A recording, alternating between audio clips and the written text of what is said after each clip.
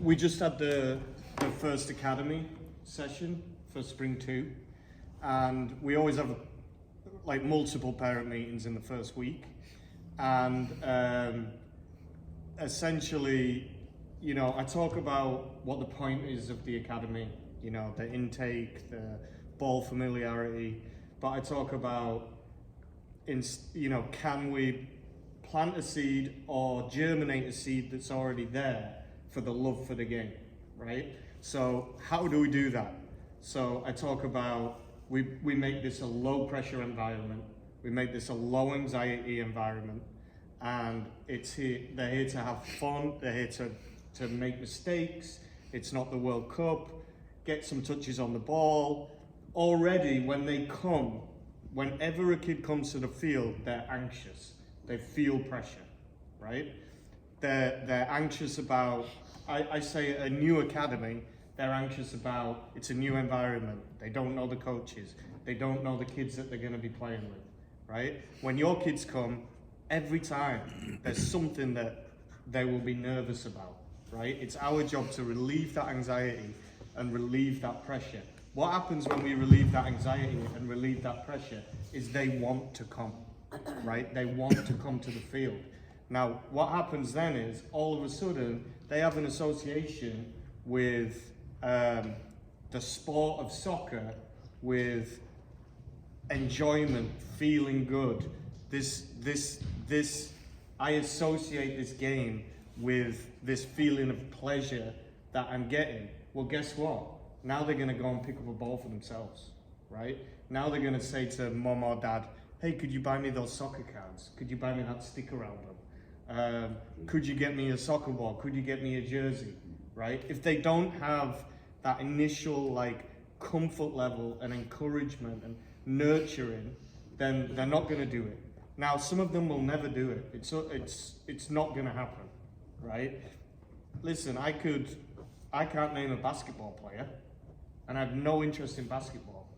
But if you threw me a basketball and said, you want to play one-on-one, I'll play some one-on-one because I'm an athlete and I want to play and it'll be fun. But I couldn't name you, I've watched 5 minutes of basketball in my life. Doesn't mean I won't give it a go.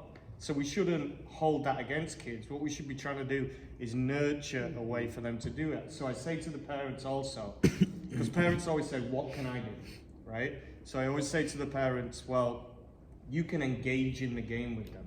So part of getting the kids to play is to get the parents to engage, right? So you can say to the parents, like, why don't you guys start following a team together? Why don't you guys start following a player together?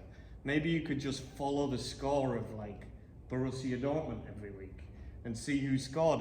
Like at some point you'll get to know the players, or Bay FC or the San Jose Earthquakes.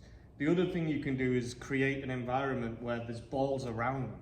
Like I have like sponge balls and stuff all around the house for my boys, just because when they get bored and when they're not allowed on screens, they can kick the ball around. So I say that to the parents too. I said just go to the park and get the ball and play. Yeah, and I also say to the parents, like, what do kids want at a young age? They want attention of the parents, right? They want to hang out with the parents. So go and hang out with them and play them, because in a few years' time they don't want anything to do with you. So like, I think that's the way to like, that's what I try to cultivate in the academy, and my hope is that that's what cultivates all the way through. The final thing I say to the parents is like, my job is, I see my job, well, two things. One, my job is to keep players playing as long as possible, right? So that means I'm not going to judge you for what you do and what you don't do. I just want you to keep playing. Because you know what? The kid who's not interested in soccer now, all of a sudden at 15 and 16, it might be their life. And all of a sudden they'll go from here to here. So we have to keep the kids playing. Like if we start saying to kids like, you can't do this, you can't do that, you're not good enough, you're not doing that, well, they're gonna go do something else. They've got 1,000 things they could be doing. So it's up to us to build their confidence, fill their tanks, make sure they keep coming back, because you never know what those players are going to be. I saw Scarlett the other day, right? And Scarlett, who's now coaching with Chris and is on the 07 girls team, and I was talking to Scarlett about this. I was asking her about the 2015 team, and I said to Scarlett, and she was a little bit shocked, but I said, we almost didn't take you. Like, I remember when Scarlett came to try out, way back when, and we were like, I don't think she's into soccer, she's not, you know, she's not really, I don't think she's gonna get there. And the reason we really took her was because her sister played, right? And now Scarlett, like, unfortunately, she's down with an ACL injury, but Scarlett's one of the best players on the 07 girls Premier team, right? And that was a kid that we almost didn't take when she came into the club. And if the other thing about her is, remember that first season I took over the club, this was, we were finishing up 9v9, she almost didn't sign up again, right? This is at U12, she was still kind of marginally interested, still trying to figure out what she did. She was the very last one. I had to email her mom 3 times saying, I think she's gonna develop, we can sign her up, and they finally sign up. And now look at her, right? That's at U12, she was still kind of wishy-washy, so we don't want to dismiss kids too well. And now she's gonna have soccer in her life in some way, shape or form for a good amount of her life, right? Whether she goes to college and whether she plays club soccer or whether she plays pickup soccer or whether she then her kids get into the game. Now we're giving back to the game that is giving us something. That's the way we need to be thinking about it. We don't need to be thinking about this 2015 game or 2012 game this weekend. Of course we focus on that and we try to win the game, but we've got to make sure these kids keep playing as long as possible. Hang on, I've just got one final thing to say that I say to the parents, and then the final thing I say to the parents is my job is to also educate you on how to be a supportive sports parent. There's no manual, right? You don't know what to do. Your experience of sports are already coloured by whatever you've been through in your life, be that positive or negative, and the experience that you've had with sports. Or maybe you don't even play sports, or maybe you just watch sports and you know it from a professional standpoint, right? So then I'd say, like, so how do you be a supportive sports parent? And I say, well, the easy way is to be engaged, but be hands off. Be engaged, but be hands off. And if you don't know what to say, or even if you think you know what to say, the best thing you can say is, loved watching you play today.